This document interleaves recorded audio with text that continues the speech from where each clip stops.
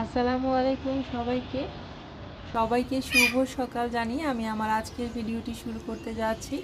সবাই কেমন আছেন? আশা করছি আমার আপুরা, ভাইয়ারা, আন্টিরা এবং সোনামণিরা যে যেখানে বসেই আমার এই ভিডিওটি দেখছেন না কেন, আলহামদুলিল্লাহ আপনারা সবাই ভালো আছেন, সুস্থ আছেন এবং নিরাপদে আছেন। আমরাও পরিবারের সবাই আল্লাহর অশেষ রহমতে বেশ ভালো আছি। আমি মনিরা, আমার চ্যানেল মনিরাস ওয়ার্ল্ড থেকে আপনাদেরকে বরাবরের মতোই আরও একটা নিউ লাইফস্টাইল ব্লগ দেখার জন্য ওয়েলকাম করছি। আশা করছি আপনাদের কাছে আজকের এই ভিডিওটিও ভালো লাগবে। সকাল সকাল একটু ছাদে চলে এলাম আর সেই সাথে ময়নাকেও সাথে নিয়ে এলাম। ময়না তো খুবই চিল্লাচিল্লি করছে, আপনারা তো নিশ্চয়ই শুনছেন। ও গাড়ির হর্ন যা আছে, মানে যত রকমের গাড়ির হর্ন আছে সব কপি করতে পারে। খুব সুন্দর একটা বাতাস, কিনকিনি ঠান্ডা, খুব বেশি ঠান্ডা যে তা কিন্তু না, কিন্তু ভালোই লাগছে ছাদে। আর প্রত্যেকটা গাছে আমার ফুলে ফুলে ভরে গিয়েছে। কয়েকদিন আগেও কিন্তু পাতা ফুল সব ঝরে গিয়েছিল, এখন মাশাল্লাহ প্রত্যেকটা গাছেই ফুল আসছে। আর এই গাছটাতে কিন্তু 3 কালারের ফুল আসে। একটা হচ্ছে মেজেন্ডা, মেজেন্টা না ঠিক, এটা হালকা গোলাপি, গোলাপি, অরেঞ্জ আর সাদা আর কি, 3টা কালারের ফুল আসে এই গাছটাতে। প্রত্যেকটা গাছই মাশাল্লাহ ফুলে ফুলে ভরে গিয়েছে। তো ভাবলাম আজকে অনেক দিন পরই আমি ছাদে এসেছি, সকালবেলার ওয়েদারটা একটু ভালোও লাগছে। ভাবলাম আপনাদের সাথেও ক্যামেরায় ক্যাপচার করে শেয়ার করে দেই, কারণ আমার অনেক আপুরাই এই গাছগুলোকে অনেক পছন্দ করেন। আমার এই ছাদের গাছগুলো প্রায়ই বলেন যে আপু একটু ভালো করে দেখাবে।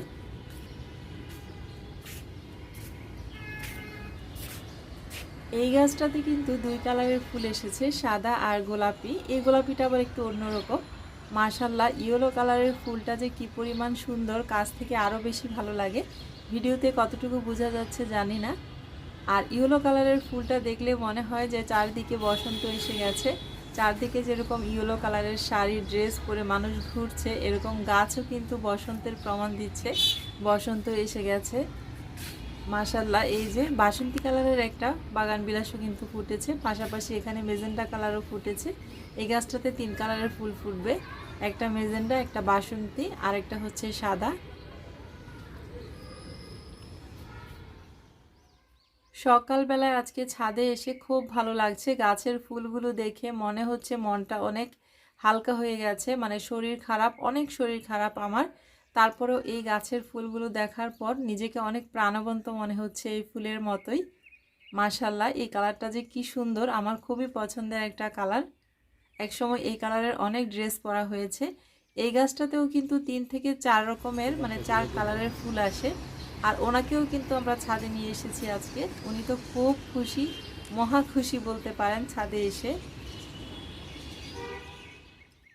তো যাই হোক, এখন আমি ছাদ থেকে নিচে নেমে এসেছি। আর যে ক্যানভাসগুলো আমি দরজার বাইরে লাগানোর জন্য এনেছিলাম সেগুলো কিন্তু অলরেডি লাগানো হয়ে গেছে।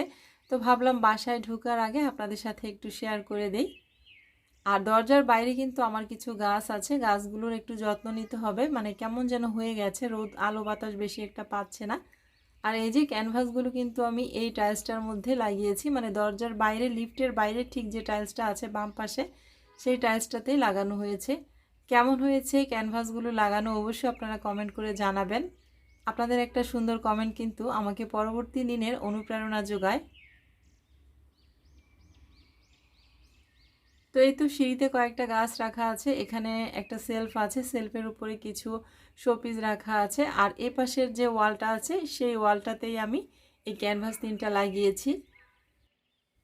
বাসায় এসে এখানে আমি ময়দা, চিনি, একটা ডিম আর অল্প পরিমাণ লবণ দিয়ে কুসুম গরম পানি দিয়ে একটা পাতলা বেটার তৈরি করে নিয়েছি, পাটিসাপটার বেটার আর কি।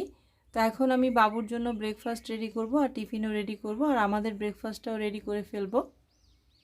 চুলায় একটা প্যান বসিয়ে দিলাম আর প্যানটাতে হালকা তেল ব্রাশ করে দিচ্ছি আমি। প্রথমে একটা ডিম পোস্ট করে নিচ্ছি।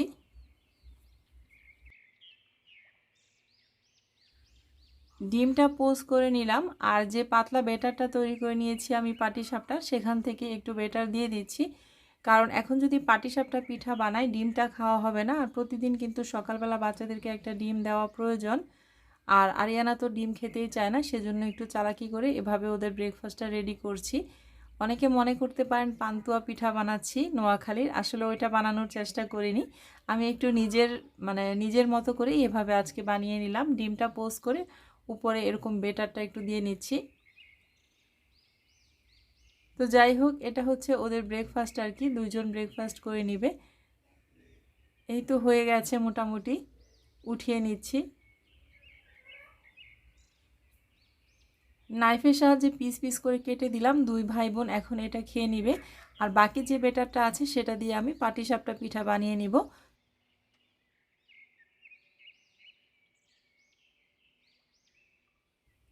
এই তো এখানে পাটিসাপটা পিঠা কয়েকটা বানিয়ে নিলাম, বাবুকে টিফিনে দিয়ে দিচ্ছি দুইটা। আর আরও একটু বেটার রয়ে গেছে, আস্তে আস্তে সবটুকু বানিয়ে নিব। আগে বাবুর ব্রেকফাস্ট টিফিনটা রেডি করলাম, এখন বাকিটুকু দিয়ে পাটিসাপটা পিঠাগুলো আমাদের ব্রেকফাস্টের জন্য বানিয়ে নিব। তো আজকে সকালের ব্রেকফাস্টে আমরা পাটিসাপটা পিঠাটাই খাবো, আর সাথে চা থাকবে, আর কিছুই করব না। যেহেতু শরীরটাও ভালো না, সকালবেলা উঠলে আমার শরীরের অবস্থা অনেক খারাপ হয়ে থাকে, মানে হাতে পায়ে এত পরিমাণ ব্যথা হয় যে আমি কিছুই করতে পারি না। ব্রেকফাস্ট সেরে নিলাম আমরা অফ ক্যামেরায়। এখন আমি আরিয়ানার রুমে যে একটা ক্যানভাস নিয়ে এসেছিলাম সেটাকে লাগিয়ে দিয়েছি। এই তো পজিটিভ ভাইবস অনলি। তো আমি আমার মেয়েকে বললাম যে কেন এটা কিনলে, তো বলল যে আম্মু সবসময় যেন পজিটিভ মাইন্ডে থাকতে পারি, এটা দেখলেই যেন মনে হয় যে পজিটিভ থাকতে হবে, নেগেটিভ কোনো কিছু নিয়ে ভাবা যাবে না, এই জন্য এই ক্যানভাসটা নাকি ও কিনেছে। তো যাই হোক, এটাও একটু শেয়ার করে দিলাম আপনাদের সাথে। আস্তে আস্তে করে একটু একটু করে ঘরটাকে গুছিয়ে ক্লিন করে নেওয়ার চেষ্টা করছি। আর এই যে এখানে আমি এই কুশন কাভার দুইটা দিয়ে দিলাম, নতুন যে নিউ মার্কেট থেকে কুশন কাভারগুলো এনেছি সেখান থেকে আর কি দুইটা দিয়ে দিয়েছি।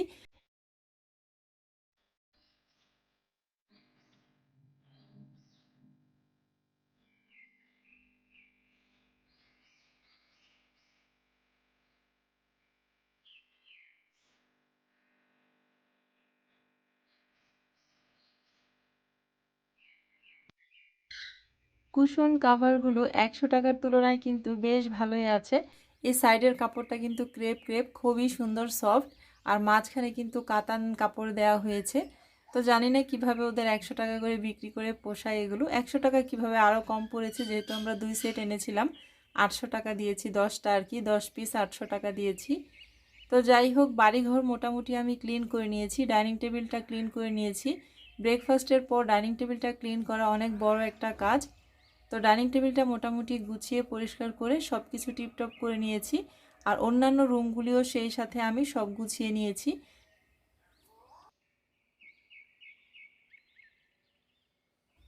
আর এর মাঝে সাবিনাও চলে এসেছিল। সাবিনা হাঁড়ি পাতিল ধুয়ে রান্নাঘরটা পরিষ্কার পরিচ্ছন্ন করে বাড়িঘর ঝাড়ু দিয়ে পরিষ্কার করে ফেলেছে, একটা ওয়াশরুম ক্লিন করেছে। আজকে রান্না বান্না নেই, তাই কাটাকুটার ঝামেলাও নেই, সব কিছু একদম গুছগাছ আছে। রান্নাবান্না কেন নেই সেই গল্পটাও করছি আপনাদের সাথে। সকালবেলা আমার আম্মা ফোন দিয়ে বলল আর কি যেন রান্না না করি, আজকে দুপুরবেলায় আমাদের বাসা থেকে খাবার দাবার রান্না করে পাঠাবে আর কি। তো আমার সব কাজ যেহেতু শেষ, সাবিনাও এসে সাবিনার কাজগুলো সব করে ফেলেছে, তো ভাবলাম রান্নাবান্না যখন নেই তাহলে আমি রেসিপির চ্যানেলের জন্য একটা রেসিপি করে ফেলি। এখানে আমি 1 লিটারের চেয়ে একটু বেশি দুধ ভিজিয়ে রেখেছি। আজকে আমি রেসিপি চ্যানেলের জন্য বাখরখানির পায়েস রেসিপিটা করব। তো এই চ্যানেলে হয়তো বা আপনাদের সাথে সেটা শেয়ার করব না, রেসিপির চ্যানেলে আমার রেসিপিটা শেয়ার করব। যারা দেখার আগ্রহী তারা চাইলে রেসিপির চ্যানেলটা ফলো করলে দেখে নিতে পারবেন। পুরা বাসায় যত কাজ ছিল বাড়িঘর গুছিয়ে নিয়েছি, সব কাজ শেষ করে ফেলেছি। রান্নাবান্নাও নেই যেহেতু, তো নিজেকে আজকে অনেক সুখী মনে হচ্ছে। রান্নাবান্না না থাকলে যা হয় আর কি আমাদের গৃহিণীদের, মানে অনেক দিন পর মনে হলো একটু ছুটি পেলাম। তো যাই হোক, এখন অপেক্ষা করছি কখন খাবার আসে আমাদের বাসা থেকে। আর এরই মধ্যে আমার আব্বাও চলে এসেছে আমাদের বাসা থেকে জামাইয়ের জন্য অনেক কিছু রান্নাবান্না করে পাঠিয়েছে, কিন্তু এখানে একটু ঝোল পড়ে গিয়েছে তরকারি, সেটা আমি একটু ক্লিন করে নিচ্ছি। তো কি কি রান্না করে পাঠিয়েছে আমার ভাবি, আমি আপনাদের সাথে তো অবশ্যই শেয়ার করব। আজকে মনে হচ্ছে যে যা রান্না করেছে পাতিলের মধ্যে করে ডাইরেক্ট পাঠিয়ে দিয়েছে, কোনো বক্স আর ইউজ করেনি। তো এই তো পাতিলগুলো আমি সব বের করে নিলাম, আর ঝোলটা যে পড়ে গিয়েছে সেটাও একটু ক্লিন করে নিলাম। জামাইয়ের জন্য শ্বশুরবাড়ি থেকে খাবার দাবার রান্না করে পাঠালো, এটা হচ্ছে সালাদ। আর এটাতে কি আছে দেখি, ভাবি আবার ফয়েল পেপার দিয়ে ঢেকে দিয়েছে। এই তো এটার মধ্যে আছে খেজুরের গুড়ের পায়েস, আর এটার মধ্যে সম্ভবত গরুর মাংসটাই আছে, এই ঝোলটাই পড়ে গিয়েছে, সবটুকু ঝোল পড়ে গিয়েছে। ভাগ্যিস গাড়িতে পড়েনি, বাসায় আনার পর আর কি পড়েছে। আর এটাতে কি আছে দেখি, ও এটাতে আছে হচ্ছে মুরগ পোলাও, কাবাব, আর হচ্ছে ডিম আছে সাথে। তো জামাইয়ের জন্য শ্বশুরবাড়ি থেকে আজকে দুপুরবেলায় এই খাবারগুলোই এলো, আর আমিও সেজন্য একটু ছুটি পেয়ে গেলাম। রান্নাবান্না কিছুই করতে হয়নি আমার, অলস দুপুর কাটছে আমার। সব খাবারগুলো একটু গুছিয়ে আমি যেভাবে পাঠিয়েছে ভাবি ঠিক সেভাবেই ডাইনিং টেবিলে সার্ভ করে দিলাম। বাচ্চারা কেউ এখনও আসেনি, শুধু আজমাইন এসেছে আর ওর বাবাও বাসায় নেই। তো সব কিছু সার্ভ করে আবারও ঢেকে রাখবো। আজমাইনকে বললাম খাও, বলল না খালামুনি, ভাইয়া আসলে একসাথে খাবো, আপুর সাথে খাবো, ও একা কিছুই খেতে চায় না। তো যাই হোক, সব কিছু এভাবে রেখে দিচ্ছি ঢাকনা দিয়ে ঢেকে। আর ভাবলাম আপনাদের সাথেও একটু শেয়ার করে ফেলি যে আজকে জামাইয়ের জন্য শ্বশুরবাড়ি থেকে কি কি খাবার এলো। খাবারগুলো শেয়ার করতে করতে যারা এখনও আমার ভিডিওটির সাথে আছেন তাদেরকে ছোট্ট একটা বিষয় মনে করিয়ে দিচ্ছি, প্লিজ একটা লাইক দিয়ে আমার ভিডিওটি কন্টিনিউ করবেন। আর যারা নতুন এসেছেন আমার চ্যানেলে আজকে, যদি আমার এই ব্লগ ভিডিওগুলো আপনাদের কাছে ভালো লেগে যায় তাহলে আপনাদের কাছে আমার একটা ছোট্ট রিকোয়েস্ট থাকবে, আমার চ্যানেলটির পাশে থেকে যাবেন, আমার চ্যানেলটিকে সাবস্ক্রাইব করে দিবেন। আর সাবস্ক্রাইব করার পর কিন্তু পাশে থাকা বেল বাটনটিও ক্লিক করে অল অপশনটি সিলেক্ট করে রাখবেন। এতে করে আমি যখনই কোনো নতুন ভিডিও আপলোড করব আপনাদের কাছে নোটিফিকেশন চলে যাবে। আর এদিক থেকে কিন্তু বাবু স্কুল থেকে চলে এসেছে, দুইজনই গোসল করে নিয়েছে, ওদের দুইজনকে খাবারটা দিয়ে দিলাম। আর এরই মধ্যে বিশাল একটা দুর্ঘটনা ঘটে গিয়েছে, আপনাদের সাথে আমি একটু শেয়ার করছি। হঠাৎ করে অনেক পোড়া গন্ধ বের হয় আর অনেক ধোঁয়া দেখা যাচ্ছিল বাসায়, কিন্তু কিছুতেই বুঝতে পারছিলাম না যে কিসের গন্ধ বা কি হচ্ছে। আমি ভয়ে ফ্রিজের লাইনগুলো অফ করে দিলাম, ওভেনের লাইন সব অফ করে দিলাম, তারপরেও আমি বুঝে উঠতে পারিনি যে কি হচ্ছে। তো অনেকক্ষণ পর কারেন্ট চলে গিয়েছিল, মানে কাট আউটটা পড়ে গেছে, কোনো কিছু সমস্যা হলে কাট আউট পড়ে যায়। তারপরেও আমি বুঝতে পারিনি কোথায় এই আগুনটা লেগেছিল বা কী প্রবলেম হয়েছিল। পরবর্তীতে এইটা ওর বাবা খুঁজে বের করলো আর কি। আমাদের ডাইনিংয়ে যে লাইটিং আছে, লাইটিং করা ছিল, সেই লাইটিংয়ের মধ্যে আগুন ধরে গিয়ে এই যে দেখেন সিলিংয়ের মধ্যে একদম জাস্ট আগুনটা লেগে যাচ্ছিল। মানে কি পরিমাণ বিপদ আজকে হতো মহান আল্লাহ পাকই জানে। আল্লাহ অনেক ভালোবাসেন আমাদেরকে, সেজন্যই হয়তো বা এই বিপদ থেকে রক্ষা করেছেন। যদি এই সিলিংটার মধ্যে আগুন লেগে যেত আর কাটআউটটা পড়ে না যেত তাহলে কিন্তু আমাদের অবস্থা আজকে খুব খারাপ হয়ে যেত। সিলিংটা কিন্তু সম্পূর্ণ বোর্ডের তৈরি, আগুন লাগলে 1 মিনিটের মধ্যে সব ছড়িয়ে যেত। তো মহান আল্লাহ পাকের কাছে লাখ লাখ শুকরিয়া যে আল্লাহ আমাদেরকে এত বড় বিপদ থেকে বাঁচিয়ে দিয়েছেন। অল্পের জন্য আমরা অনেক বড় বিপদ থেকে বেঁচে গিয়েছি। তো সব মিলিয়ে কিন্তু এই ছিল আমার আজকের ছোট্ট ভিডিওটি। আশা করছি ভালো লেগেছে আপনাদের কাছে। ভুল ত্রুটি হলে সবাই প্লিজ ক্ষমা সুন্দর দৃষ্টিতে দেখবেন। আজকের মতো বিদায়, আল্লাহ হাফেজ।